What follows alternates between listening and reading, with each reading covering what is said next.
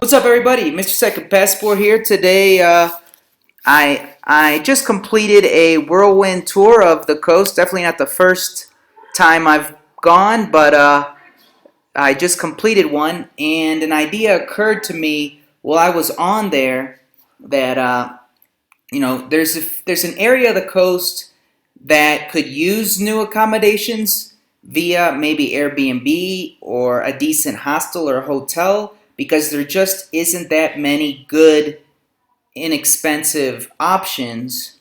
Whereas in other areas of the coast, there's a ton of accommodations, inexpensive, and it's really not necessary more accommodations, right? So let's take a quick look. Like coming down from Esmeraldas, the Atacames area has a ton of good, inexpensive, cheap accommodations, right? So I wouldn't try to put anything there. Same with Mompiche, a little surf town. There's enough, right, compared to the demand. Even Pedernales has quite a few decent, inexpensive hotels available, even after the earthquake a few years ago that wiped out several hotels. And then coming down through, even all the way down through Canoa, and especially right in Canoa proper, just a ton of decent, inexpensive accommodation options in the form of cheap hotels, hostels, and even Airbnbs, right? So really not necessary. But then once you get to Bahia, right, for people wanting to stay in Bahia, you'll notice this immediately, all the way down through San Jacinto, San Clemente, Crucita, Manta, Santa Marianita, just south of Manta, through Puerto Cayo, right, all the way down here until about the Machalía National Park.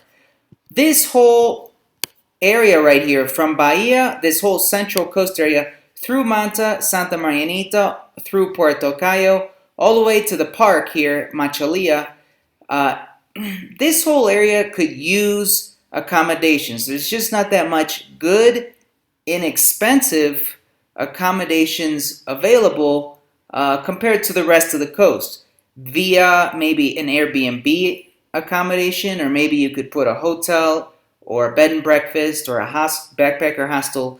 But I mean, the options that exist, if you've been to this area, maybe you know, are just not that great, or maybe they're kind of overpriced for Ecuador, right? Because there's not that much other supply, right? So from Bahia, which doesn't have much either, all the way down through San Clemente, Crucita, Manta, Santa Marianita, Puerto Cayo. This whole area here could really use accommodations. So if that's what you're kind of looking to put, then you might want to look in this area. Now, once you get to Puerto Lopez, a ton of inexpensive, good hotels available there. Probably wouldn't do anything there. And on down through this beach, through Ayampe, through Olón and Montanita, and even Salinas and Playas, down here on the south coast, just has a ton of inexpensive, decent accommodation options for people. It's really not necessary one more, to be honest with you, right? Just supply and demand.